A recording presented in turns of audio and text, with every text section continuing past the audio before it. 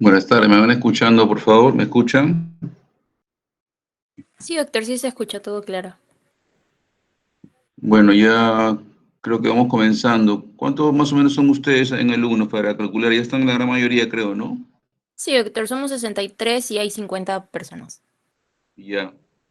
Bueno, igual vayan hablando con sus compañeros para que se vayan uniendo pues a esta charla. Ok, doctor. Ante todo, las disculpas por no poder asistido lo que corresponde, pero bueno, por un tema de salud, un tema una lumbalgia severa que me ha dado por un tema, mal movimiento. He tenido que dejar de asistir al trabajo hoy día y también a sus clases. Entonces, bueno, vamos a comenzar el día de hoy. El tema de hoy es afecciones traumáticas de cadera y muslo también. Vamos a comenzar primero con cadera. ¿Ya? Entonces, yo soy el doctor Roberto Castillo. Voy a poner mi cámara para que me vean un ratito. Ahí estoy, sí. Yo soy médico traumatólogo del Hospital de Casimiro Ulloa. Ahí estoy ya en el hospital 22 años y como profesor de la Universidad Ricardo Palma, de pregrado, desde 2010, 15 años, y 3 años como tutor también de residentes de la misma universidad. Así que, bueno, para saludarlos y va a comenzar entonces la clase de hoy día. Entendemos como cadera entonces una articulación, ¿ya? Generalmente hablamos de fracturas de cadera, pero lo que corresponde sería mejor decir fémur proximal, ¿no? Ya que cadera es una articulación. Entonces, lo que vamos a hablar justamente ahorita es fracturas de fémur proximal, luxaciones sí de cadera, pues una luxación sí corresponde a una articulación, y después vamos a ver lo que es muslo, que es sobre todo fracturas de fémur y heridas contusas, heridas varias a nivel de muslo.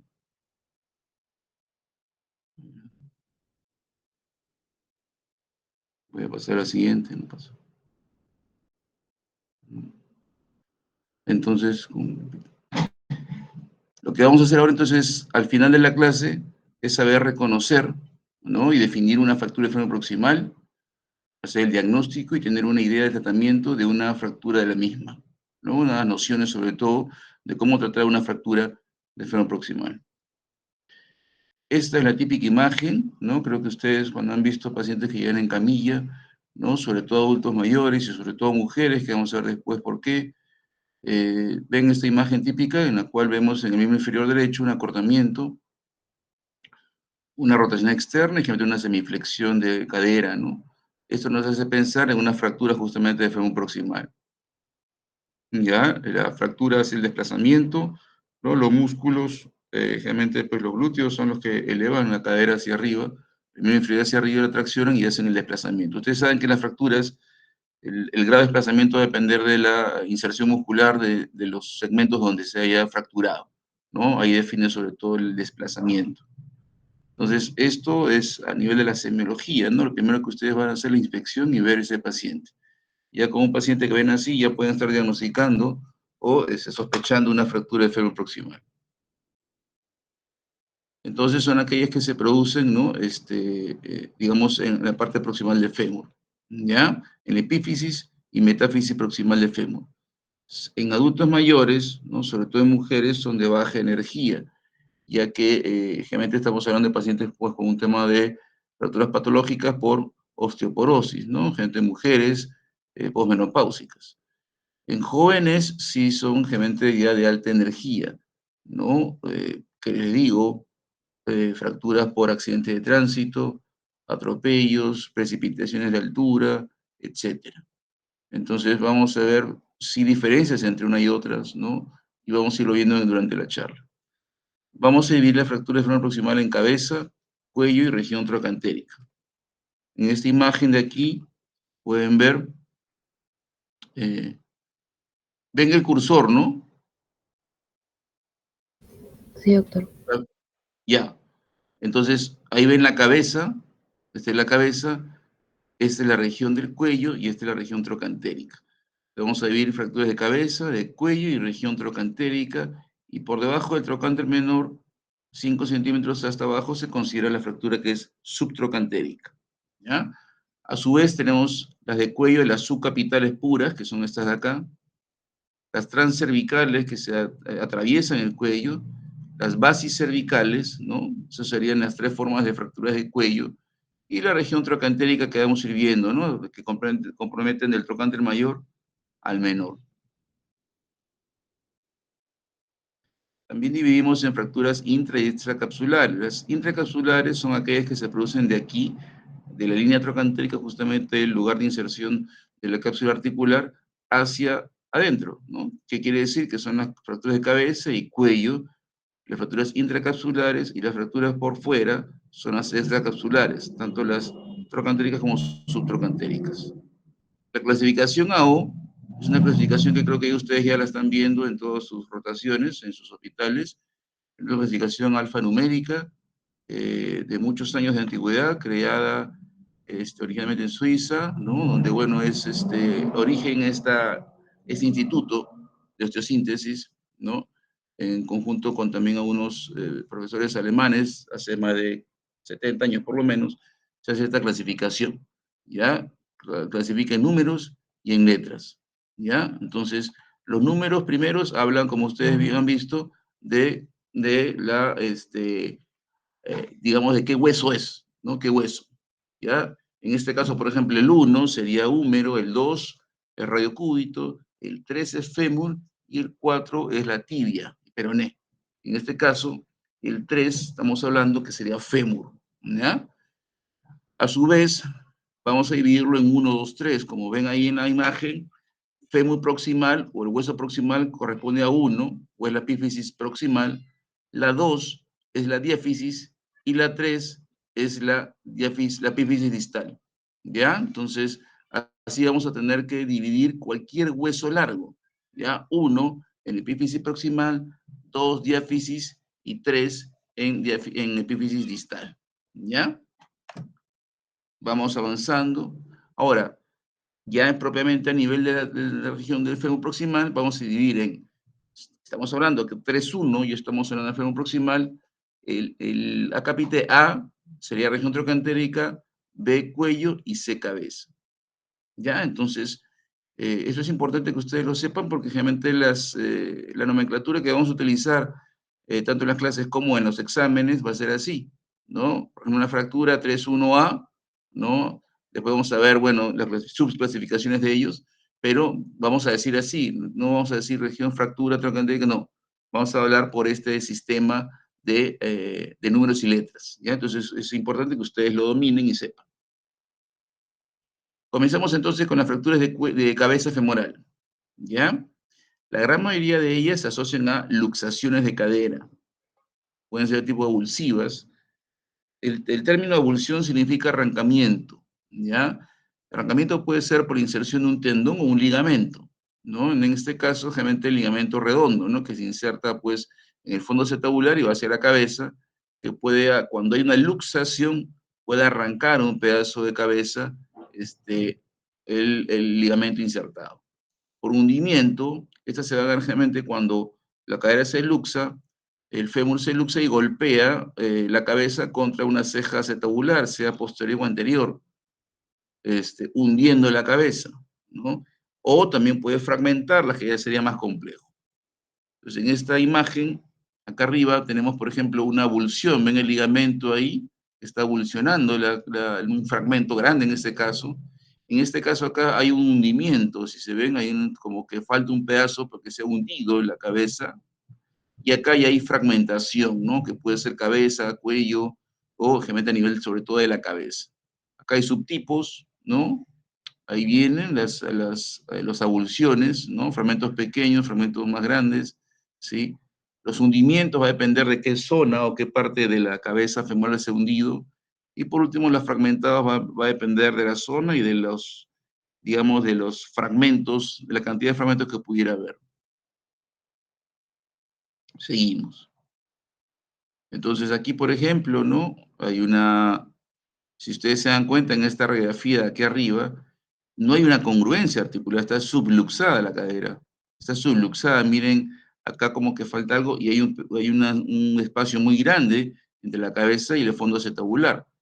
Entonces, ahí lo que ha pasado, hay una luxación posterior de cadera o una fractura de ceja posterior, con lo cual han puesto esos tornillos, y la fractura de cabeza que es este fragmento de acá, se ha hecho la cirugía y se ha hecho osteosíntesis con unos tornillos que han ya juntado el fragmento en la cabeza y han restituido la anatomía ideal, ¿no? Entonces, fracturas de cabeza femoral va a depender del fragmento, del tamaño, ¿no?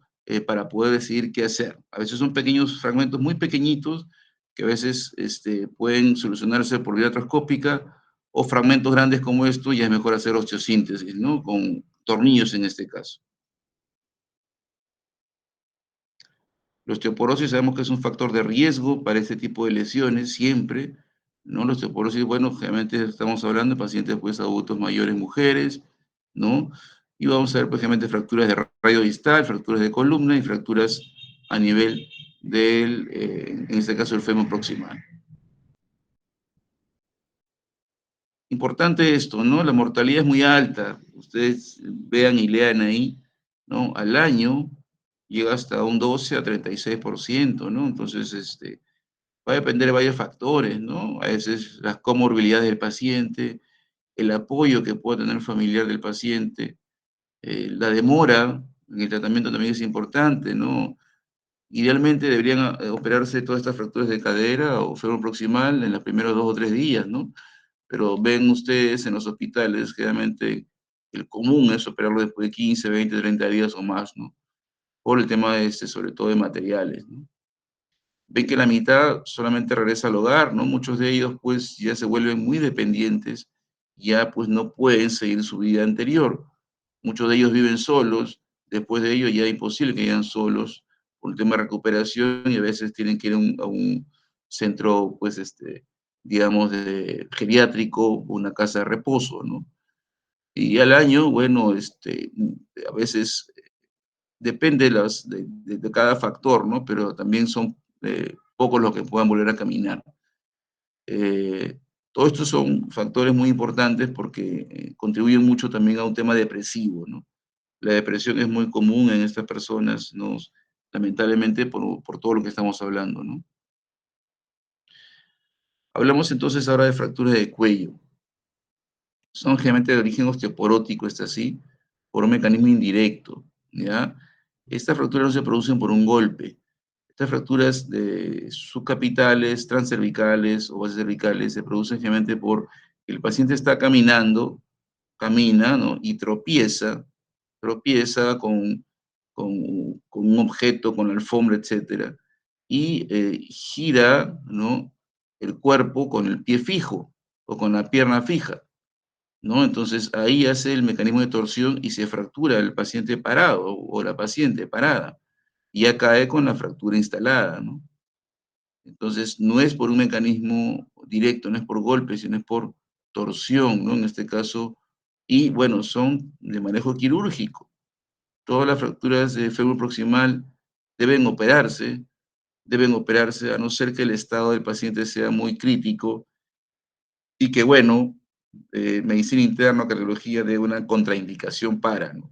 Pero si no, deben operarse todas las fracturas de forma proximal, que tenga 10, 20, no, disculpen, que tenga 40, 50, 100 años, sí, porque lo que uno quiere darles calidad de vida a estas personas, que puede ser nuestra madre, nuestras abuelas, queremos darle una calidad de vida para que pueda tener una bueno, una vida, digamos, lo más saludable y cercana a lo que habitualmente tenía antes de la caída, y eso es lo que uno quiere. Si no se lo opera, es condenarla a estar, pues, en cama 2, 3 meses mínimo, y con todas las consecuencias que vamos a ver después de la postración crónica. En las fracturas de cuello femoral tenemos que ver sobre todo las complicaciones, ¿no? Uno es la pseudoartrosis, que es la falta de consolidación, en este caso por un tema de aporte vascular, porque justamente las arterias que llegan a la cabeza pasan por el cuello. Y la otra complicación es la necrosis vascular, ¿no? Que es justamente eso, ¿no? Como la circulación no es buena en el tiempo, a pesar que se puede hacer una buena osteosíntesis con tornillos, etcétera, y rápida, hablamos de los primeros 2 días, existe también el riesgo de necrosis en el tiempo y pseudoartrosis, que eso también debe saberlo el paciente o la familia del paciente a quien se le opera, ¿no? Entonces es importante saber esas dos complicaciones de la pseudoartrosis, que es la falta de consolidación, ¿no? Eso creo ya lo saben, ¿no? Justamente en este caso por una falta de aporte vascular. Y la otra complicación es una necrosis avascular de la cabeza femoral, ¿no? Ambas complicaciones que en el tiempo van a tener que ser, pues, solucionadas generalmente con una prótesis, ¿no? Que vamos a ir viendo después. Esta es la clasificación de Garden, es la clasificación probablemente más usada a nivel de la fractura de cuello femoral, ¿ya? Entonces vamos a dividir en 4 grados. El primer grado, como ustedes ven acá, es una fractura que se ha impactado y se ha ido hacia afuera o hacia externo, o lo que se llama hacia el valgo, ¿no? Acuérdense que el ángulo normal entre la diáfisis y el cuello promedio es 130 a 35 grados. Entonces, todo lo que vaya en más se llama valgo y lo que vaya a menos de esos grados se llama varo. En este caso es una fractura impactada en valgo, es el grado 1. El grado 2 es una fractura no desplazada, ¿no? Completa pero no desplazada. Y el grado 3 y 4 va a depender de la magnitud de desplazamiento, realmente menos o más del 50%. Evidentemente aquí vamos a ver pues que las de mayor complejidad y mayor probablemente complicaciones podrían ser las dos segundas, ¿no? Entonces, esta es la clasificación que un poco más vamos a manejar también en las teorías y en los exámenes también. Clasificación de Garden para fracturas de cuello femoral. Entonces, hay dos formas de tratar las fracturas de cuello femoral. Osteosíntesis con tornillos. La osteosíntesis, creo que es un término que ustedes ya lo saben, es, digamos, reducir primero el hueso a su lugar, se llama reducción, ¿no? Y fijarlo con un elemento, sea placa, sea tornillo, sea clavos, etc. Todo ese procedimiento se llama osteosíntesis, en este caso con unos tornillos. Y la otra forma de tratar las fracturas de cuello femoral son con prótesis totales o parciales. Esto va a depender de varias cosas. Edad, uno sí, pero sobre todo la actividad previa que el paciente tenía antes de la fractura. Hay pacientes que pueden ser muy jóvenes, pero tenían una actividad mínima por una enfermedad, pues, o una secuela, un accidente. Y otros pacientes muy mayores que están muy lúcidos y muy sanos y muy independientes. Entonces vamos a ver justamente la diferencia en uno y otro para ver cómo tratamos uno y cómo tratamos el otro. En este caso, por ejemplo, es una osteosíntesis con tornillos. Si ustedes ven aquí la fractura, acá también la fractura a nivel del cuello, aquí también a nivel del cuello. Esto generalmente se utiliza, o la indicación son para pacientes jóvenes, ¿no? Jóvenes cuya circulación, cuya irrigación de la cabeza femoral va a tener mayor, ¿no? Digamos, va a ser mejor que si fuera un paciente pues muy adulto, ¿no? Cuya microcirculación ya se daña y los riesgos en este paciente adulto, una pseudoartrosis, una necrosis son mucho mayor. Entonces aquí lo que se hace es reducir la fractura, colocarla en su lugar y poner idealmente 3 tornillos, ¿no? Como ustedes ven que la rosca atraviesa la fractura para hacer la compresión. Esto es generalmente pacientes jóvenes, idealmente 55, 60 años probablemente sería el límite, ¿no? Más o menos, los límites no son exactos, pero es promedio, ¿no? Que podemos intentar hacer una osteosíntesis. Igual, como le explico, podría el paciente hacer la necrosis, hacer la pseudoartrosis también, pero se trata de salvar o intentar salvar la cabeza, ¿no? Si esto va bien, es lo ideal, ¿no? Porque el paciente, pues, permanece con su cadera para toda la vida, ¿no? Entonces, osteosíntesis con tornillos, ¿no? Vía, evidentemente, estamos viendo a través de radiografías de la cirugía para pacientes jóvenes, con una calidad de hueso ideal y, bueno, evidentemente que sean activos y lúcidos, ¿no? Activos y lúcidos.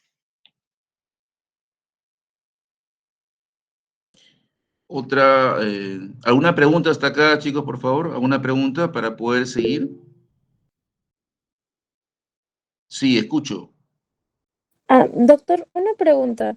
En el caso de la osteosíntesis en la fractura del cuello del fémur, em, usted, si tuviera que clasificarlo en algún grado de Garden, o sea, ¿usted lo diría que osteosíntesis es para Garden 1, Garden 2 o algo así? ¿O no es independiente? Claro, es independiente. Gabriela, creo, sí, bien, buena tu pregunta. Es que evidentemente un grado 1 y 2 va a ser mucho más fácil y menos riesgo va a tener de las complicaciones como tenemos, ¿no? Pero un grado 3 y 4 igual habría que hacer la osteosíntesis.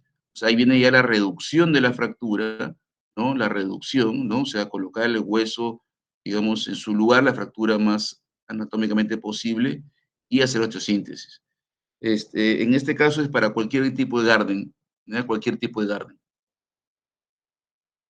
Doctor, y una pregunta, ¿y usted, o sea, Sí, por ejemplo, si tuviera un paciente joven y activo que justo tiene una fractura intracapsular, em, ¿usted qué preferiría? ¿Una prótesis total? Porque es un paciente joven, ¿no? O sea, le va a dar una gran actividad, o una osteosíntesis. ya, ahí vamos ahorita con lo que voy a seguir, ¿ya? Entonces, al final le voy a hacer un pequeño resumen de tratamientos, pero ahorita vamos justamente a responderte lo que sí, lo que tú has preguntado. Entonces, hemos hablado ya de tornillos, ¿no? Idealmente pacientes jóvenes, ¿no? Activos y lúcidos, ¿ya? Activos significa que es un paciente que sale a la calle y es independiente y es lúcido, ¿sí? Eh, el otro tratamiento son unas prótesis, como vemos acá, prótesis totales y prótesis parciales, ¿ya? Esa es la otra forma de tratar las fracturas de cuello femoral, ¿no? Y a su vez, las prótesis totales, como ven aquí, ¿no? Y dice, son para personas con gran actividad previa y lúcidas, ¿ya? La total es qué quiere decir, vamos a ver las imágenes después, que reemplaza tanto el fémur o la cabeza femoral como el acetábulo. Entonces, la fricción, ¿no? Se va a dar entre dos superficies protésicas, ¿no? Abajo el fémur reemplazado, puede ser de metal, puede ser de cerámica, y arriba una copa acetabular, ¿no? También de plástico, polietileno o también cerámica. Entonces, esto va a hacer que eh, la fricción sea entre ambos componentes y, por tanto, dure más, porque el paciente va a hacer más actividad. Estamos hablando de un paciente con gran actividad o actividad previa y lucidez. Ahora, vamos a dividir estas prótesis en dos, las no cementadas y cementadas. Las no cementadas son para pacientes que tengan una calidad ósea adecuada, buena, con una osteoporosis leve, ¿no? Si en edades hablamos, puede ser entre 60 y 75 años promedio, ¿no? Y las prótesis cementadas, ya como el nombre lo dice, van cementadas, ¿no? Digamos, es como por decir, no es exacto, pero como un pegamento que existe entre el hueso y la prótesis, ¿no? En este caso es cuando el hueso ya es un poco más débil y la osteoporosis es más avanzada. En este caso, por ejemplo, hablamos de personas pues 75, 80 años o en más. Aquí, por ejemplo, una prótesis total no cementada, si se dan cuenta, acá arriba hay una copa primero metálica, esta es la no cementada, que entra a presión y también podemos colocar tornillos que van hacia la pelvis, ¿no? Esta copa entra a presión, tornillos hacia la pelvis. Dentro de esta copa metálica ya se pone una copa acá que vende plástico polietileno, ¿sí? Y acá abajo tenemos ya el componente femoral, ¿no? Se hace adentro de la cadena femoral se hace el agujero, ¿no? Y se coloca esto que es ya el componente femoral. Entonces, esta es una prótesis no cementada, ¿no? Esto es para pacientes que tengan una buena calidad ósea porque entra directamente digamos, la prótesis sobre el hueso, sin necesidad de un cemento. Entra a presión. Estas superficies de estas prótesis son como rugosas, como lijas, para que entre a presión y el hueso también se meta entre esos poros que pueda en el tiempo formarse, ¿no? Se integra, ¿no? La prótesis al hueso. Acá, por ejemplo, ven, esta es una prótesis total no cementada. Ven la copa arriba de metal, arriba tornillo 1 o 2, adentro la copa, digamos, de plástico que no se ve, polietileno, y aquí ya, ¿no? El vástago femoral con la cabeza, ¿no? Si ustedes ven, directamente hay contacto digamos, de la prótesis con el hueso, y entra justamente a presión, por lo tanto tiene que ser casi del mismo grosor o diámetro del canal femoral, ¿no? Para que entre a presión. Tenemos que tener un buen hueso para hacer esto, si no podemos hacer un daño, ¿no? Si es que hacemos, porque esto entra, bueno, a golpe, a martillo, ¿no? Entonces esto hay que hacerlo con mucho cuidado. Entonces, esto colocamos en pacientes que tengan actividad, que sean lúcidos y que tengan una calidad ósea importante. Aquí todo descompuesto toda la prótesis, ¿no? Ahí está la prótesis primero que va de metal, adentro una de plástico de cerámica, la cabeza de cerámica y el vástago que va a introducirse en el canal femoral. Ahora, esta es la otra prótesis, que es la prótesis total cementada, ¿no? Ustedes ven en la imagen acá a la derecha, ¿no? Que se introduce y esto blanco que ven alrededor es cemento introducido, ¿no? Y acá arriba, esta es la copa, que ya no tiene metal, solamente tienen el cemento, que ven aquí, el cemento, y la copa de plástico o polietileno. Entonces, esto ya cuando el hueso es un poco más débil, entonces necesitamos de una ayuda para que tenga un buen soporte esa prótesis, ¿no? Entonces, esto es prótesis total cementada. Entonces, estamos hablando de pacientes lúcidos, activos. Acá depende un poquito de, sobre todo, de la calidad ósea que pudiera tener, ¿ya? Ahora, el otro tipo de prótesis son las prótesis parciales, que eso solamente reemplaza el componente femoral, ¿ya? Estos generalmente se ven en pacientes que tienen poca actividad, ¿no? Poca actividad, ¿no? Una pobre deambulación del paciente, ¿no? ¿Por qué? Porque, como vemos aquí, estos son los tipos de prótesis que hay, ¿no? Este es sin cemento, este de acá es con cemento, que es la prótesis, digamos, Thompson, que es la que se puede utilizar. Pero la cabeza es del mismo, casi el mismo tamaño, un poquito más chiquita, de la cabeza original o nativa que sacamos. Y esto va a entrar directamente, ¿no? A la acetábula, fondo acetabular. Entonces va a haber un contacto, la fricción se va a dar entre el metal y el cartílago del paciente. Entonces, si ponemos esta prótesis a un paciente joven, o digamos 70, 80 años, pero con mucha actividad, lúcido, entonces va a haber mucha fricción y va a haber dolor, y va a haber desgaste de cartílago. Entonces, por eso, estas prótesis solamente deben colocarse en personas que tengan poca actividad previa, poca deambulación, ¿no? Y también con un estado de lucidez, ¿no? Eh, Moderado o que tengan un trastorno cognitivo importante, ¿no? Estas prótesis, aparte de eso, son más seguras porque son, como son la cabeza es más grande, es difícilmente que se luxe, ¿ya? Hay otras prótesis que se llaman bipolares, que tienen algo parecido, ¿no? Que tienen igual el mismo tamaño de la cabeza femoral, ¿no? Y adentro tienen una cabeza más pequeña con un plástico. No he puesto el dibujo, pero es otra que también nos utilizamos en pacientes con poca actividad y con riesgo de luxación, ¿no? Porque un riesgo de estas prótesis que tenemos es la luxación, sobre todo en estas que son las totales, ya que ustedes ven que la cabeza es más chica y a veces un movimiento que el paciente no debe hacer y lo hace por X motivos o se pueda caer, por ejemplo, un movimiento no adecuado, esta cabeza puede luxar y se luxa la cabeza, se luxa. Es muy raro, es mucho más difícil que una cabeza tan grande, ¿no? Se vaya a luxar. Entonces también tiene esa ventaja, entre comillas, las prótesis parciales, ¿no? Que son difícilmente luxables. Aquí está, esta es la prótesis parcial, si ustedes ven. Entonces va de frente, como ustedes ven, el contacto de la cabeza femoral, en este caso metálica, con el acetábulo. Entonces va a haber dolor si es que ponemos un paciente, digamos, que sea muy joven o que tenga actividad importante. Bien, entonces, eh, a ver, para la pregunta que me hiciste tú, Gabriela, creo, si es un paciente joven con una fractura si es un paciente joven, ¿no? Y hablamos entre los 55 y 60 años, no hay otra opción que hacer tornillos, osteosíntesis con tornillos, ¿ya? Ahora, si tengo un paciente, 20, 30, 40 años, pero que tengo una actividad, digamos, física muy pobre, ¿no? Por ejemplo, pacientes que hayan sufrido un accidente, pues se han quedado con una secuela neurológica, que están en silla de ruedas, porque hay pacientes lamentablemente jóvenes que están así.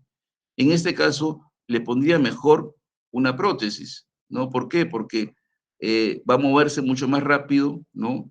No va a caminar mucho, entonces, y va a hacer lo que quisiéramos que justamente nuestro fin, que vuelva a hacer la actividad previa lo más rápido posible y, lo que antes hacía. Entonces, va a depender, como les vuelvo a repetir mucho, de dos cosas. Uno, la edad, pero sobre todo la actividad previa que el paciente tenga y sobre todo su estado cognitivo, ¿ya? Una paciente adulta, activa, pero con una demencia senil muy, muy avanzada, es peligroso poner una prótesis total porque probablemente puede luxarse, puede hacer movimientos que sin recordar lo va a hacer, ¿no? Y puede luxar la cadera. Entonces ahí podemos colocar una prótesis parcial de tipo bipolar, que son las que les comentaba anteriormente. Preguntas hasta acá, chicos.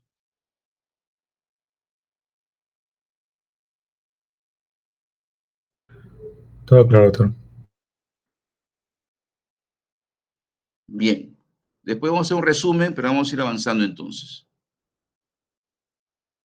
Definición, entonces, vamos a hablar de fracturas trocantéricas, ¿ya? En AO31A, ¿no? Vamos a ver. Ahora, dentro de los A se clasifican de acuerdo al tipo de fractura que podamos tener a nivel de los trocánteres. Ya, si es una fractura simple, como ustedes ven en la parte de acá arriba, se denomina 31A1, ¿sí? A1. Si una fractura con varios fragmentos y compromiso de la pared lateral, sobre todo, ¿no? O fragmentada, por decir, es una A2, y una A3 es aquella que tiene un trazo inverso que se denomina, o que va del trocánter menor hacia abajo, no compromete el trocánter mayor. Entonces, así vamos a, digamos, denominar las fracturas trocantéricas, 3-1-A1, 3-1-A2, 3-1-A3. En este caso, más grande ven, el 3-1-A1 es una fractura simple, un trazo simple, como ustedes ven, de trocánter mayor a menor, pero un trazo simple. El A2, el A2 es una fractura igual, el trocánter mayor a menor comprometido, pero ya con más fragmentado y sobre todo ya compromiso de la parte lateral, como ustedes ven, lateral y posterior. Y la A3, ¿no? Y es una fractura que tiene, como ustedes ven, un trazo que comienza en el trocánter menor y se va hacia abajo, disculpen, hacia la metáfisis exactamente. Esta es considerada una fractura de trazo invertido o trazo reverso, ¿ya?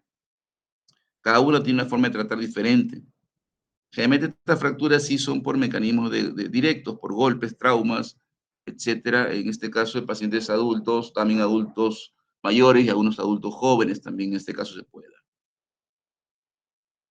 Bueno, siempre los exámenes que hay que pedir, ¿no? En toda la anamnesis, las radiografías, ¿no? Siempre pedir de pelvis y de la cadera afectada. De pelvis porque tenemos que comparar con el lado contrapuesto, ¿no? Contralateral, para ver y justamente para hacer en ese lado las medidas exactas de la prótesis que se le va a colocar, de la cabeza femoral, etc.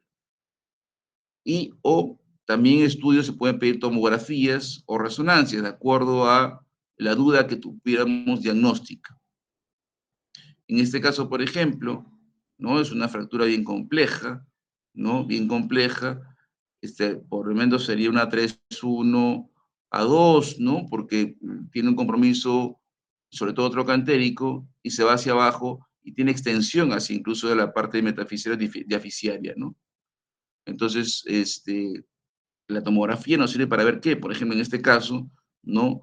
La cantidad de fragmentos, la disposición de ellos, el desplazamiento, y lo que nos va a ayudar es hacer sobre todo una planificación preoperatoria, ¿no? Saber qué elementos de esos pacientes voy a pedir y por dónde voy a operarlo, ¿no? Si voy a entrar por un lado o por otro, y nos sirve mucho en este caso para planificar. En este caso, ¿no? Sí lo he sacado de un libro. Si ustedes ven en el lado derecho, ¿no? Bueno, el lado izquierdo más bien de la pantalla, aparentemente es una radiografía normal, ¿no? Es un paciente que debe llegar a la emergencia con una caída, ¿no? Paciente varón, una caída sobre la cadera, 70 años promedio, y de pronto viene con dolor a nivel de la cadera derecha. Hacemos examen físico, presenta dolor en la cadera derecha, las rotaciones, pero la radiografía no nos muestra mayor cosa. Lo ideal que ahí tenemos que hacer es una tomografía, ¿ya? En la tomografía nos va a determinar la parte ósea sí o sí. Si en la radiografía no se ve, en la tomografía debe verse. Y la tomografía, bueno, sí, frecuentemente está disponible en la gran mayoría de hospitales y, bueno, también clínicas, pero sobre todo en hospitales tenemos tomografía. Bueno, en este caso, aparentemente, deduzco que no le pidieron una tomografía porque pensaron que era lesión de partes blandas, ¿no? Cuando es una lesión de partes blandas, lo que se debe pedir ya es una resonancia, ¿no? Pensando, pues, una lesión, pues, muscular, ligamentaria, o capsular, o labrum, en todo caso, de la cadera. Le piden la resonancia y vemos acá en el lado derecho una fractura. ¿Ven? Una fractura trocantérica, aparentemente en trazo simple, ¿no? Viene aquí hacia abajo, sería una 3-1-1, ¿no? Que en la radiografía, pues no se veía, ¿no? Entonces, son fracturas que a veces se terminan ocultas, ¿no? Pero si es mejor una tomografía, se hubiera visto ahí, ¿ya? Entonces, eh, como consejo, toda fractura, toda trauma de cadera doloroso con radiografía negativo, ¿no? Pedimos tomografía mejor para descartar que no sea una fractura que en las radiografías no se vea, ¿ya? Si la tomografía es negativa, chao, tranquilo, no tenemos fracturas, puede ser algo de partes blandas, pero eso ya es secundario, eso ya no va a haber necesidad, pues, de un tratamiento urgente, como si fuera una fractura. Bueno, el paciente es hospitalizado, bueno, se le hace todos los exámenes preoperatorios, ¿no? Se debe suspender la aspirina, etcétera, ¿no? Tenemos que tener una hemoglobina más de 10, ¿no? Entonces, todo lo que el paciente debe tener para la operación. Hay varias formas de cirugías, en este caso, la región trocantérica que estamos hablando. Si tenemos una fractura A1, o sea, un trazo simple, ¿no? Una 3-1-1, una opción es colocar este tipo de implante que se llama DHS. Viene en inglés Sistema Dinámico de Cadera, ¿sí? ¿Qué es? Eso es esto acá que se ve acá del lado derecho, ¿no? Tenemos la fractura, un trazo simple, se hace la reducción, o sea, se coloca el hueso en su lugar y se va a colocar un tornillo grande que atraviesa la fractura, ¿sí? Y una placa tubo que se adosa a la diáfisis. Eso va a hacer que estabilice la fractura y que permita la movilidad pronta y después el apoyo, ¿sí? Entonces, este es un sistema que se puede utilizar para, sobre todo, fracturas estables o fracturas 3-1-1. Acá ven, ¿no? Este sistema. Acá lo hemos usado una A2, ¿no? Porque tiene trocánter menor y pared posterior comprometida. Es también la opción. Lo ideal actualmente es otro sistema que vamos a ver ahorita, pero uno puede trabajar con un DHS mientras que lo sepas utilizar y sepas la buena técnica, puedes utilizarlo en un trazo simple o en este caso, digamos, con una A2, ¿ya? Pero acá, por ejemplo, ya tenemos un trazo invertido, si ustedes se dan cuenta, o una tipo A1-A3, ¿sí? Que es una fractura que comienza en el trocánter menor y se va hacia abajo, ¿ven? El trocánter mayor está indemne, está limpio, no se ha tocado a nivel de la fractura. Acá podemos utilizar otro sistema que se llama el DSS, que es un sistema dinámico condilar, que es muy parecido al DHS, como ustedes ven acá, pero pues tiene una angulación, ¿no? De 95 grados, mientras que el DHS tiene la angulación normal del cérvico diaficiario, que es 135 grados, 130. Este sistema tiene una angulación de 95 grados, ¿no? Porque la fractura es aquí, ¿ven? La fractura es acá abajo. Entonces, esto sirve de anclaje, ¿no? Este tornillo no reduce nada, sino ancla la placa arriba con un tornillo grande, otros tornillos acá, y la fractura siendo acá se estabiliza con este tipo de osteosíntesis. Esto para tipo A3. Ahora, lo que actualmente está, digamos, estandarizado como tratamiento ideal es esto, el clavo cefalomedular o clavo proximal de fémur, ¿ya? Es esta imagen de acá que ustedes ven. Este es un clavo que se introduce en el canal medular, ¿no? La fractura reducida y se coloca a través del clavo, dentro del clavo, ¿no? A través del cuello, llega hasta la cabeza, tornillo o hélice, tornillo hélice, que ya hace a manera, pues, de, digamos, una reducción interna, ¿no? Interna porque esto va por dentro. Ese tornillo atraviesa el clavo para evitar la rotación. este tipo de clavos podemos utilizar en cualquier tipo de las fracturas trocantéricas. Y es el tratamiento ideal actualmente. Actualmente es lo ideal. Para tanto 3-1, A1, A2 o A3. ¿Ya? Entonces, si hablamos de tratamientos ideales, esto es. Evidentemente, en hospitales todavía a veces utilizamos DHS por un tema de costos, ¿no? De costos. Pero el tratamiento ideal en este caso es un clavo cefalomedular. Acá ven, ¿no? Para una fractura de tipo A3, ¿no? Es una A3, mírenme, el trocante menor hacia abajo se va la fractura, han colocado un clavo medular. En este caso hay varias opciones, ¿no? Hay unos que tienen uno o dos tornillos, o como el anterior, que tiene como una hélice, ustedes ven aquí, ¿no? Algunos entran atornillándose, otras entran golpeando a martillo y se van introduciendo en espiral, como este de acá. Este de acá tiene dos tornillos, ¿no? Que también es una buena opción. Entonces ahí está la fractura ya reducida, ya en el tiempo consolidando, ¿no? Un clavo endomedular, cefalomedular en este caso. Entonces, un pequeño resumen entonces para poder terminar con lo que son fracturas de fémur proximal. Un paciente joven, menor de 55 o 60 años, hablamos de lúcido activo, fractura, ¿qué hacemos? Tornillos generales, pero tornillos, osteosíntesis con tornillos. Si tenemos ya un paciente, más de 60 años, ¿no? Hasta los 70, 75 promedio, como digo, las edades son muy variables porque evidentemente los 50 años de ahora no son los 50 años de hace 50 años atrás, ¿no? Actualmente, y la paciente de 80 años de ahora, no son los de hace 50 años o hace 30, entonces por eso estos han variado bastante, ¿no? Las edades se han ampliado, ¿no? Entonces, pacientes entre, digamos, 60, 75 años, ¿no? Prótesis total no cementada, ¿sí? No cementada. Pacientes mayores de 75 años a más, ¿no? Hablamos de lúcidos y activos, prótesis total cementada, y pacientes con poca actividad física o trastorno cognitivo severo, independientemente de la edad, prótesis parcial cementada. Para las fracturas trocantéricas, entonces tenemos clavo cefalomedular para todas ellas, ¿sí? Y DHS entonces para las tipo A1, ¿sí? Para las fracturas subtrocantéricas puede ser el DSS, también para los trazos invertidos, o idealmente clavo cefalomedular, que es lo ideal para las fracturas trocantéricas. Complicaciones, o una infección de la herida, infección profunda, complicación mecánica osteosíntesis, que quiere decir que a veces uno hace una osteosíntesis con placas, tornillos, clavos, bien, pero el paciente hace una movilidad pronta y puede, digamos, mover la fractura que se operó bien, ¿no? Luxación de prótesis es otra complicación, como hemos hablado, bastante compleja. Y por último, también trombosis venosa profunda, ¿no? Que es una complicación posoperatoria, que bueno, para eso generalmente se da pues, profilácticos, ¿no? Antitrombóticos, pero es una complicación a tener en cuenta.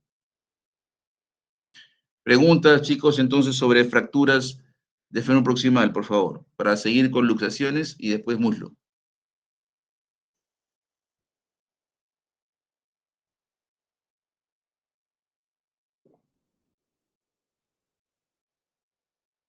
¿Alguna pregunta de ustedes? ¿O está todo claro para poder seguir?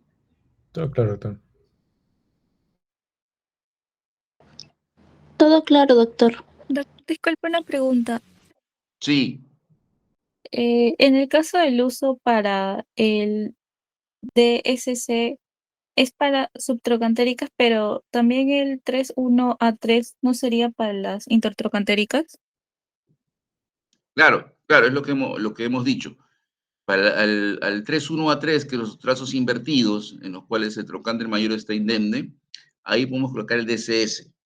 Y también para las fracturas subtrocantéricas, ¿no? Que son aquellas que se producen ya debajo del trocánter menor, ¿no? Que se consideran, ¿no? Ya no introcantéricas, sino subtrocantéricas. Entonces, para esos dos casos podemos utilizar el DCS o, idealmente, el clavo cefalomedular largo, ¿no? Ay, doctor, gracias. Ya, entonces seguimos con luxaciones traumáticas de cadera, ¿ya? Acá sí cadera porque es una articulación, realmente hacemos el nombre sería una luxación coxofemoral, pero si es ahí, hablamos exactamente, ahí sí, de una articulación.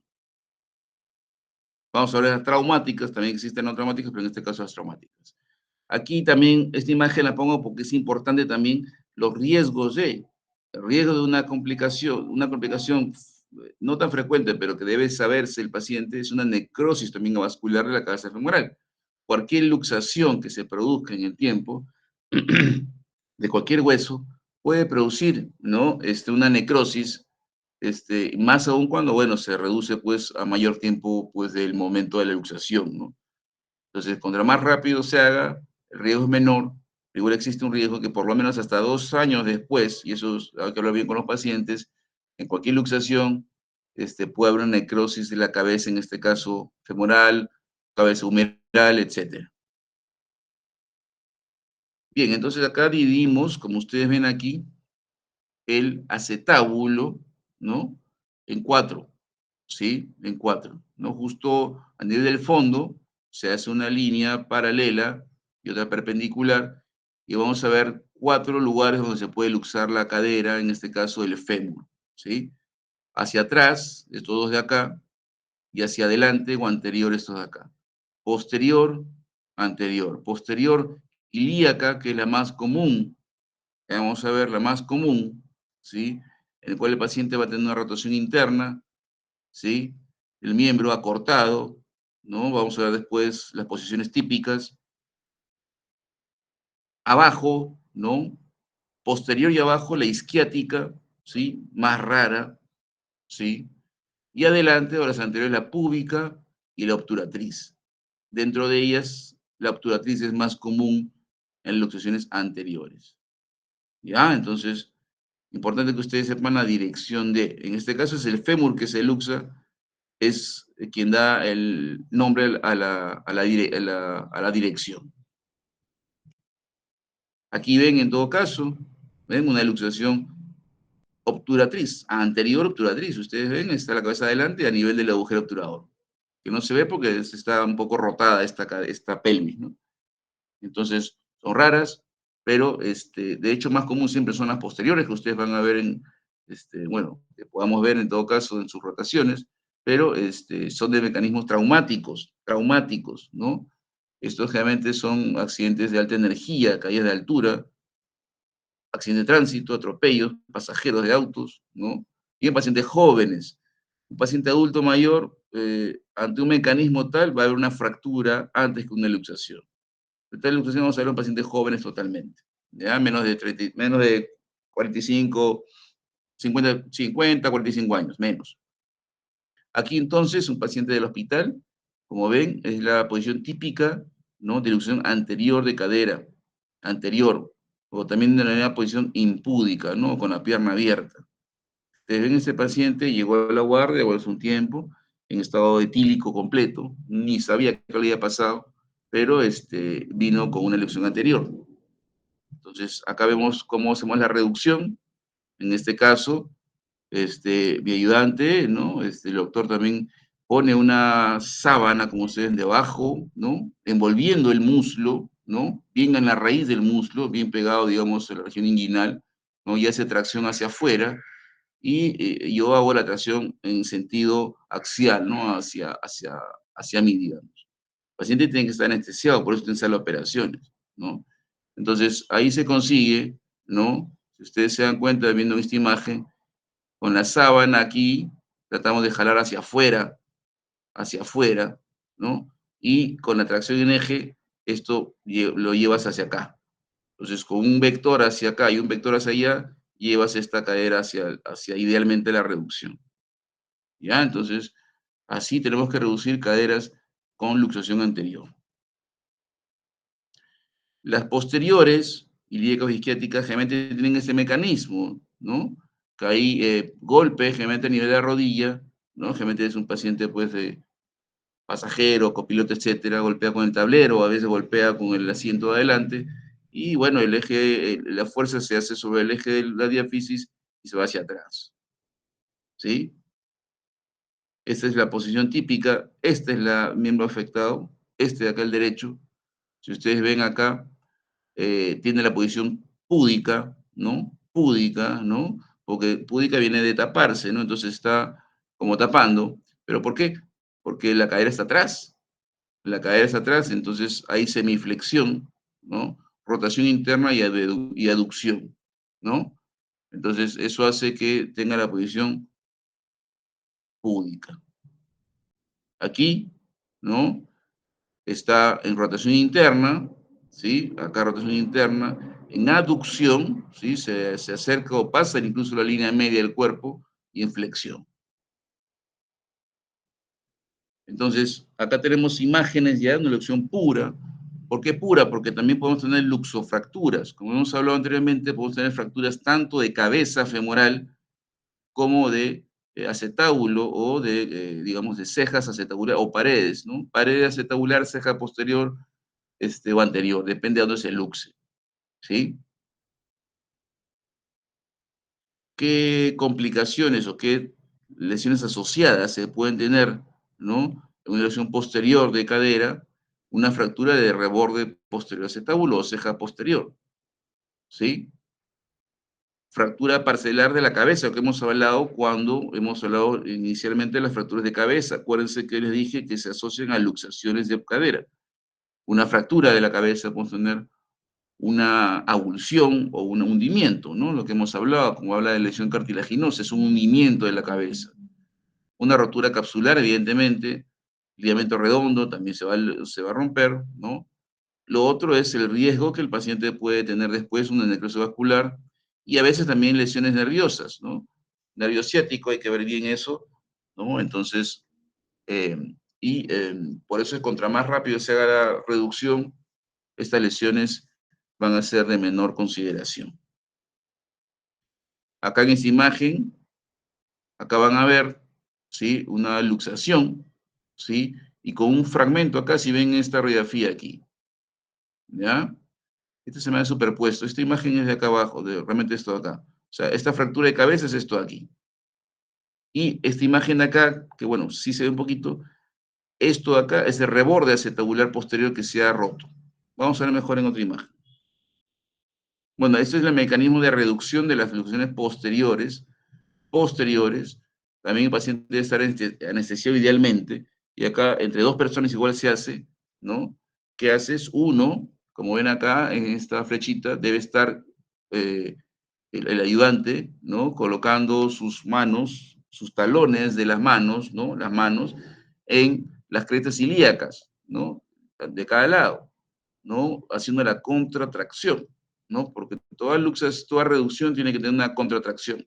Y el que reduce, entonces está aquí, cadera a 90 grados, rodilla a 90 grados, y uno hace tracción hacia el cielo, hacia el cenit, hacia el techo, ¿no? Con ciertas rotaciones puede hacer, pero generalmente el paciente dormido, esa es la maniobra para reducir. Complicaciones, la necrosis, se va a ver sobre todo una resonancia. Acá vemos entonces ese caso, ven una fractura del reborde posterior del acetábulo, luxación, ¿ves? Hay incongruencia articular, acá se reduce, y bueno, este fragmento se reduce con un par de tornillos. También se puede colocar una placa con tornillos, pero en este caso parece que fue suficiente colocar dos tornillos para reducirla y fijar ese reborde acetabular que da estabilidad a la cadera. A veces un fragmento grande hace que la luxación sea irreductible. Perdón. ¿Qué quiere decir? Que intento reducir, pero a falta de continencia, ¿no? Por esta fractura grande de acetábulo, se sale la cara nuevamente y se sale. Entonces, eso requiere una cirugía ya más pronto, ¿no? Aquí ven las tomografías, que es lo ideal, fracturas, luxación. Acá también ven una pequeña avulsión, ¿no? A veces del ligamento redondo, fracturas de ceja posterior también aquí, ¿sí? Entonces, todo lo que vamos a encontrar, ¿no? En la tomografía nos va a ver mucho mejor todas estas lesiones. Aquí una fractura, ¿ven? De cabeza.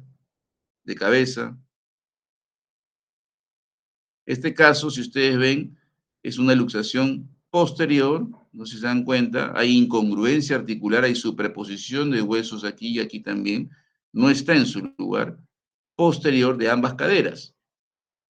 ¿Sí? Este es un impacto frontal con las piernas juntas, ¿no? Las piernas juntas, golpean las dos en la rodilla y hace hacia atrás la luxación. Entonces, pero este caso también tiene luxofracturas. Vamos a ver mejor en las tomografías. Vean bien, miren cómo está esta tomografía con una fractura parcelar, una fractura de cabeza. Y acá también, mírenme, la mitad de la cabeza está afuera. Entonces, a eso vamos que la tomografía es lo ideal, ¿no? Acá no parecería haber tanta lesión, ¿no? Parecería que la cabeza está ahí, solamente luxada, pero no, no está solamente luxada, no está rota también. Aquí se hace la reducción, ¿no? En ambas caderas y se colocan clavitos y o tornillos en este lado para hacer la reducción de la fractura de cabeza.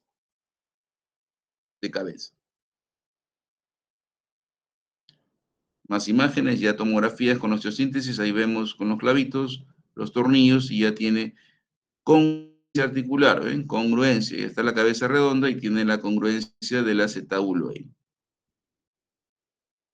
Complicaciones, en este caso, como hemos hablado, necrosis, la necrosis, la artrosis, ¿no? Toda fractura articular en toda parte del cuerpo debe hacer artrosis lamentablemente en el tiempo, no por la lesión que existe de cartílago y la misma fractura que existe.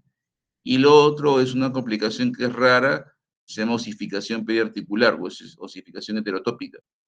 Es una condición en la cual se hace una calcificación en todos los tejidos alrededor de la cirugía, sea tanto ligamentarias, capsulares como musculares, y al final es una anquilosis dolorosa, ¿no? Lamentablemente que es una complicación rara, pero que también se puede dar.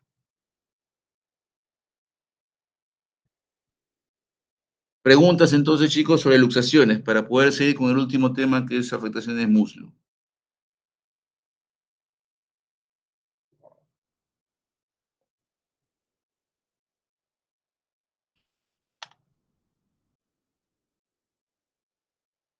Acá lo que deben ustedes saber distinguir, primero, que generalmente vamos a hacer, son pacientes jóvenes, mecanismos de alta energía, ¿ya?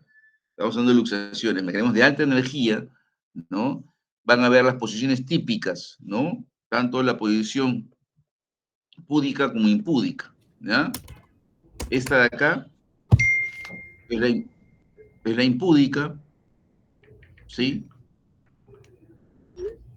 Como esta de acá que es la púdica.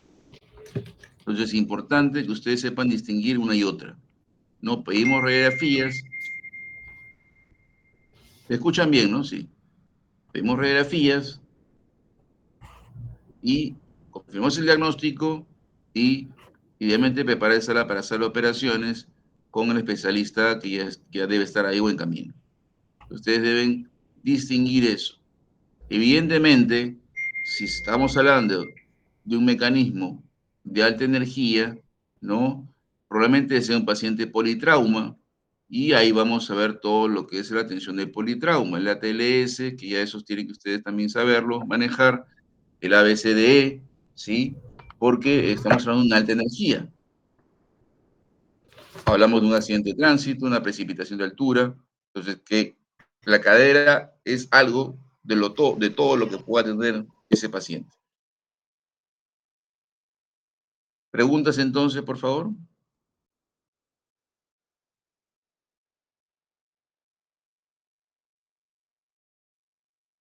Bueno, entonces seguimos con muslo, que es algo más chico. Muslo, hablamos en este caso fracturas de fémur diaficiario, pues, ¿no? Diaficiario, ¿no? O sea, de la región subtrocantérica que hemos hablado, 5 centímetros debajo del trocante menor, hacia abajo, hacia la zona metafisiaria, ¿no? Distal, que ya ahí hablaríamos de fémur distal, que es otro tema. ¿Ya? Entonces, generalmente también son accidentes de alta energía. Hablamos de generalmente son pacientes jóvenes, generalmente. Evidentemente, los pacientes de adultos mayores también tienen fracturas, pero de baja energía, generalmente por caídas, por torsiones, etcétera, intradomiciliarias. Los jóvenes por alta energía, aplastamientos, atropellos, precipitaciones, caídas, etcétera. Entonces, igual tenemos que manejarlo como si fuera un politrauma, ¿no? Acá, bueno, entonces vamos desde aquí, ¿no? 5 centímetros hacia la región metafisiaria.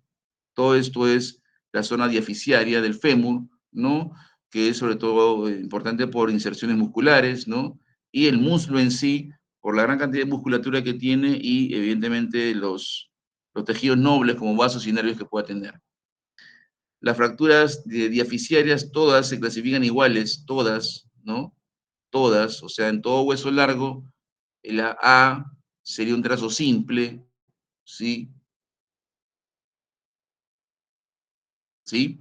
Que puede ser un trazo en espiral, A1, A2, un oblicuo, y un A3, un trazo transversal. Entonces, en todas las diáfisis de todos los huesos largos del cuerpo, ¿ya? Ahí sí dividimos en ABC, de acuerdo al trazo de fractura. La B sería una fractura en cuña o con tercer fragmento de la mariposa, que puede ser simple o puede ser con minuta. Y ya la C, hablamos de una fractura segmentaria, una fractura que es un segmento se separa, ¿no? O también a veces se llaman fracturas a doble nivel, ¿sí? Y o las fracturas polifragmentarias o muchos fragmentos o con minutas. Sí, entonces tenemos que tener en cuenta esos trazos de fractura para este tipo de lesión. Acá como ven, ¿no? Hasta el húmero, fémur, la tibia, todos tienen la misma clasificación. La parte muscular importante, ¿no? Tenemos todo lo que es el cuádriceps en la parte anterior, la banda iliotibial en la parte lateral, ¿no? Vasto lateral, recto interno, no, recto anterior, perdón, el vasto medial, ¿no? Los aductores que también pues nacen pues de la zona púbica, ¿sí? Y bueno, el psoas ilíaco, que viene pues desde las últimas vértebras lumbares, ¿no? El ilíaco, que va hacia el trocánter menor, siendo un músculo flexor de cadera. Y en la parte posterior, todos los músculos pues flexores, sobre todo de rodilla, ¿no? Los isquiotibiales, el bíceps femoral, etc. En la parte anterior, ¿no? El paquete vasculonervioso femoral, ¿no? En la parte posterior tenemos pues el nervio ciático sobre todo. Entonces tenemos muchas estructuras muy nobles y de mucho sangrado a nivel del muslo. Semiología, no vamos a ver ante una fractura de fémur diafisiario, vamos a ver qué cosa, edema, deformidad, rotación interna o externa, y probablemente una herida si tuviera una fractura expuesta, ¿no? La fractura expuesta es una fractura que tiene en contacto del foco de fractura con el exterior, sea por una herida pequeña que pueda estar cerca al foco, o sea a veces una herida más grande y el hueso está expuesto, ¿no? Pero toda herida que esté cercana a un foco de fractura debe ser considerada esa fractura como fractura expuesta. Pulsopedio y sensibilidad, siempre evaluar eso es importante. Las radiografías, tenemos que tomar una radiografía anteroposterior y lateral, idealmente el fémur. Tomografías, en caso de extensiones, articulaciones, ¿sí? Angiotomografía en caso sea una lesión vascular sospechada, ¿no? Siempre pedir también una radiografía no sé si lo he puesto acá, de las articulaciones proximal y distal. ¿Qué quiere decir? Si tengo una fractura de fémur diafisiario, debería también tomar una pelvis para ver el fémur proximal y debería tomar una rodilla para ver el fémur distal. A veces hay fracturas a dos niveles, a veces hay una fractura a nivel de la diáfisis femoral y también a nivel del cuello femoral, por ejemplo. Y si no tomamos una buena radiografía, no se nos puede pasar la fractura de cuello femoral, por ejemplo. Gamografía, la ecografía para lesiones musculares y resonancia para también lesiones musculares o tumorales, ¿no? De partes blandas. Heridas, vamos a tener heridas cortantes, por arma blanca, lamentablemente muy frecuente ahorita, heridas contusas, como por PAFO, por proyectil de arma de fuego, también bastante común, lamentablemente ahora, igual que fracturas, pero sobre todo lesiones de partes blandas, cierres circulares, ¿no? Heridas contuso penetrantes, como empalamientos, cornadas, mordeduras, etcétera, ¿no? Entonces, todo eso tenemos que ver. Lo principal ante una herida sangrante es la compresión. Aquí ven, la compresión ante una herida punzopenetrante, eso es lo que más nos va a ayudar, mientras que, bueno, se hace la solución quirúrgica, ¿no? Pero mientras tanto, el aporte, digamos, líquidos y sobre todo la compresión, digamos, nos va a ayudar mucho a poder, digamos, incluso salvar la vida del paciente. Una fractura diafisiaria de fémur El tratamiento ideal también para la fractura de fémur diaficiario es un clavo endomedular. Un clavo endomedular ya para diáfisis, no el cefalomedular que era para la parte trocantérica. Acá un clavo como ven acá, un clavo bloqueado, ¿no? Igual el mismo sistema, entra por la parte superior trocantérica, atraviesa todo a nivel de la región endomedular, ¿no? Reduce la fractura y se colocan tornillos arriba y abajo para evitar o la rotación. Aquí están, ¿no? Esto es para diáfisis, este de aquí, este es para diáfisis, ¿no? Si ustedes ven, los tornillos bloqueados simplemente son para bloquear y evitar acá la rotación a nivel de esta diáfisis. En este caso es un tornillo cefalomedular largo, ¿ven? Largo, que también a veces nos ayuda cuando hay fracturas, por ejemplo, a nivel de aquí y también de acá, por ejemplo. Entonces, va a depender, como digo bien, las fracturas que tengamos para ver qué material se le coloca. En este caso, placas con tornillos también para fracturas de fémur, una fractura acá de fémur con extensión hacia la parte distal, como ustedes ven. Acá una fijación externa, ¿no? En este caso, lo que se ha hecho es un transporte óseo. Les comento rápido. En este caso, por ejemplo, es un paciente que tuvo una pérdida ósea, o sea, tuvo a este nivel una fractura conminuta con pérdida aproximadamente de unos 5 centímetros de hueso. Entonces, ¿qué se hace? Yo puedo unir este hueso, sí, con este, pero me quedaría cortado 5 centímetros con respecto al otro miembro y es demasiado, es demasiado. Se puede permitir hasta 1,5 centímetros de diferencia, ¿no? Se puede conversar con una plantilla, etcétera, pero ya 5 es demasiado. Entonces lo que se hace aquí es, se pone un fijador externo, ¿no? Especial, ¿no? Que permite que, ¿qué cosa? Yo coloco estos clavos acá y estos clavos acá abajo, ¿no? Hago un corte aquí se ha hecho un corte en este hueso, o una osteotomía, ¿no? Se corta, y progresivamente esto se va transportando, este hueso de aquí inicialmente estaba acá, pero se ha ido transportando en los días progresivamente, ¿no? Se va transportando, ¿no? Este callo se va estirando, es un callo que se va poco a poco estirando, se llama callotaxis, ¿sí?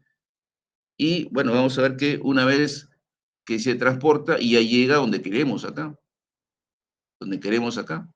Acá comprimimos y acá en el tiempo hacemos que el cuerpo corticalice, ¿no? O sea, el hueso a la demanda se hace más fuerte, ¿no? Se hace más duro y corticaliza alrededor, que es lo que en el tiempo tiene que pasar. Esto se llama transporte óseo, ¿no? Para una fijación externa, en este caso una fractura también de fémur.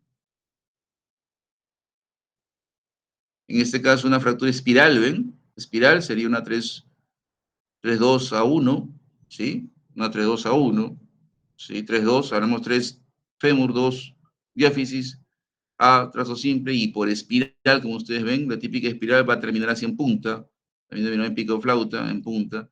Acá hacemos osteosíntesis con placa de tornillos, que también es una opción. Ponemos tornillos que van a través de la fractura, como este de aquí, ¿no? O sea, se pone el hueso en su lugar, se atraviesan tornillos que reducen la fractura por compresión y se pone una placa, ¿no? Lateral, ¿no? Como ustedes ven acá, ya para, digamos, sostener la osteosíntesis hecha con los tornillos, ¿no? Es una opción también. ¿Se le pudo poner un clavo? También se le pudo poner un clavo. Cualquier cosa es bueno, mientras que se haga bien y con buena técnica, es bueno. Una fractura expuesta, evidente. Ahí ven, bueno, pues el hueso expuesto. Complicaciones, síndrome compartimental. Hablamos de una fractura cerrada, ¿no? Lesión vascular y o nerviosa. Acá un compartimental, vemos el aumento progresivo del muslo, edema, aumento de tensión sobre todo, tensión y dolor, ¿no? Que es los principales síntomas del síndrome compartimental, dolor, aumento de volumen y aumento de tensión, se va poniendo cada vez más duro, más pétreo al final, ¿no? O sea, uno lo toca y parece que fuera una piedra, una madera. Entonces, ahí tenemos lo que es un síndrome compartimental. Compartimental. En este caso, al lado derecho, como ustedes ven, se ve ya el tratamiento definitivo de la emergencia, que es lo que hemos hablado, que es la fasciotomía. Fasciotomía.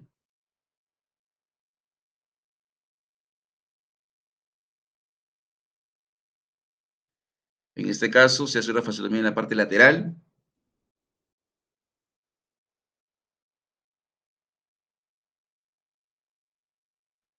Como ven, se abre sobre todo la fascia lata, ¿sí? La fascia lata, que es y se expone sobre todo el, el vasto lateral que se ve ahí, sí.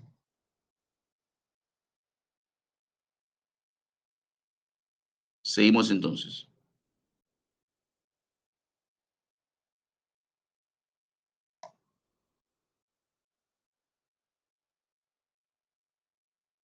Contusiones y desgarros, ¿no? Dolor, edema, equimosis, limitación funcional, ¿no? Vamos a ver desgarros común, ¿no? En accidentes, pues, sobre todo deportivos, ¿no? Que es lo más común.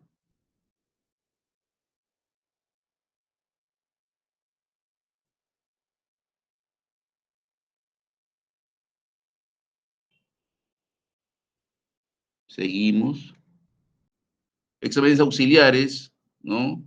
Tenemos las radiografías, ecografías, resonancias, ¿sí? Importante, ¿no? Radiografías para descartar hueso, ecografía para lesiones musculares y resonancias también para lesiones musculares y o, por ejemplo, ya tumorales, etc. En este caso, una imagen típica de un desgarro en la parte muscular de los isquiotibiales, ¿no? En los días puede verse esto que es una equimosis a nivel de la región poplitea. En este caso, por ejemplo, una resonancia que vemos que eh,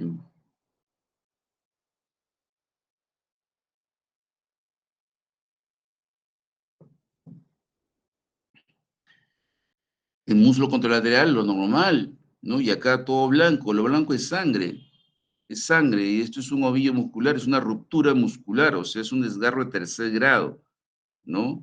Tercer grado, ¿no? Probablemente, aparentemente isquiotibiales, ¿no? Y se ve, pues, una ruptura importante, ¿no? Importante. Entonces hay que tener cuidado con esto, porque eso te puede dar un síndrome compartimental, ¿no? Agudo, evidentemente, y o también a veces trastornos vasculares como, por ejemplo, una trombosis, ¿no? Entonces, eso hay que tener mucho cuidado, mucho cuidado. Siempre tenemos que revisar eso.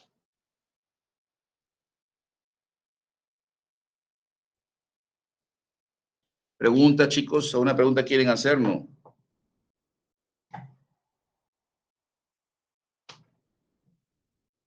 Todo claro, doctor.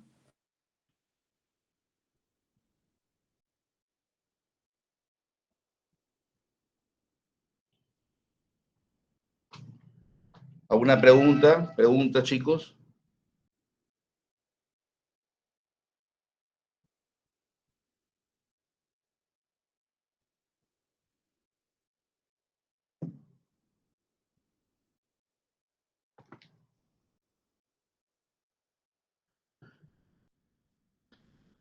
Bueno, creo que está todo claro. Cualquier cosa igual, con sus compañeros, si quieren, alguna pregunta quieren hacer a través del chat, lo hacen. Ya, esto tienen que estar bien, sobre todo los resúmenes que hemos hecho, los resúmenes, cómo tratar una fractura, en este caso trocantérica, una fractura de cuello, ¿sí? Reconocer luxaciones, ¿ya? Entonces, porfa, aprendan bien eso, ¿ya? Sí, Bueno, doctor. si no hay preguntas, muchas gracias, chicos, muy buenas tardes. Estudiar bastante para este miércoles que es el examen, creo. ¿Ya? Cuídense mucho, muchas gracias a todos. Muchas gracias por su tiempo, Gracias, doctor. doctor. Muchas gracias, doctor. Chicos, informarles que el link de asistencia se encuentra en el chat, así que por favor los que faltan terminen de completarlo. Muchas gracias. Gracias.